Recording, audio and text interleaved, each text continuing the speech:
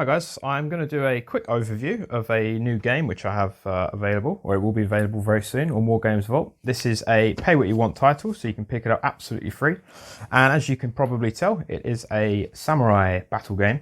So this rule set lets you play big battles of the samurai period on a nice small table with virtually, well, you don't even need figures. You can use blocks, you can use counters, which are provided in the rules, or you can use miniatures if you have them.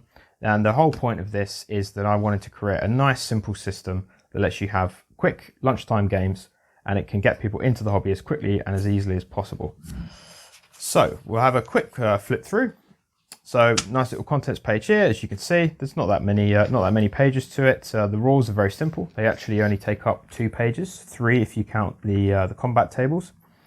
We'll go through. We've got a little introduction, some information here on the things you need. So as I mentioned before, some counters or blocks or miniatures, a handful of dice each, disorder markers which are provided in the rules, and a way to measure distances. So the game takes a very small space. You don't need a big board. Units are typically moving 3 inches at a time.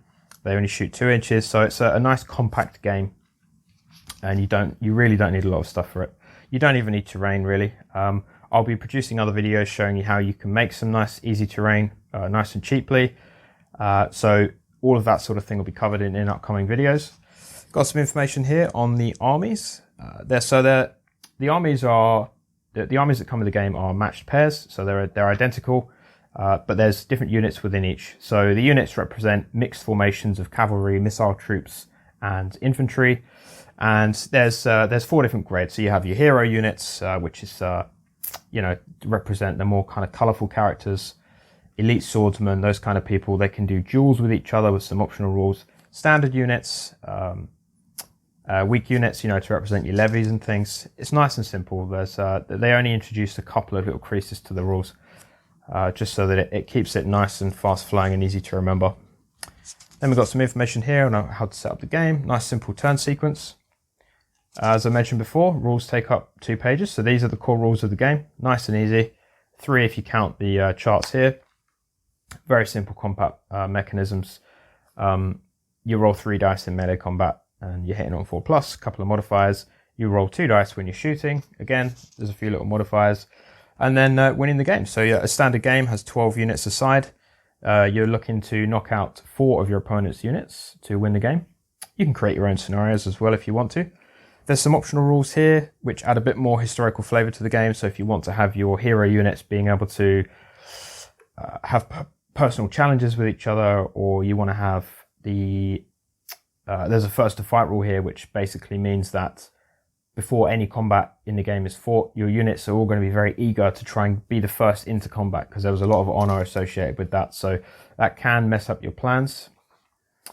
Then there's a rule here which lets you use those very sort of famous crane's wing style formations. You can put your units in offensive or defensive formations. It's an optional rule because it's not necessarily historically accurate. There's a lot of debate over whether or not that actually happened, but I included it anyway because it's certainly fun. Some information on how to do some basic multiplayer games and a point system. So if you didn't want to use the 12v12 armies that are provided, you can mix it up a bit and create your own. Example of play, I always think they're very useful, especially when you're learning a set of rules. And then I've added some information here just on some of the formations which the samurai armies possibly used. Now I've designed these diagrams so that each of them has 12 blocks depicted on them, so you can recreate those formations on the tabletop. It's very unlikely that entire armies used to use these formations.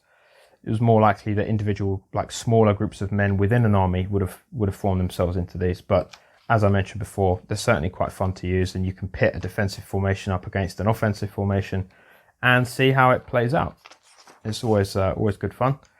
Then there's some information here on how to create the blocks. So I use these little mini tumbling tower blocks, give them a nice coat of paint, wait for them to dry, and then you stick the labels on top and you end up with nice simple block armies there. You can throw them about, they're not going to get damaged. Stick them all in a bag with some dice and rulers and away you go. I've included some labels here for 2 armies. So we have the Tokugawa clan and Takeda clan. I'm hopefully going to be creating some more of these and putting them up online for you to download for some other clans. And then finally, we've got the disorder markers, some movement tools, so you don't even need a tape measure. And yeah, a quick reference on the back. So yeah, that's it's a nice simple game. As I say, it lets you have nice quick lunchtime games. If you're new to wargaming or you've never played a samurai game before, then this might be something you want to check out. So thanks very much for watching. Don't forget to like and subscribe, and I'll see you in the next video.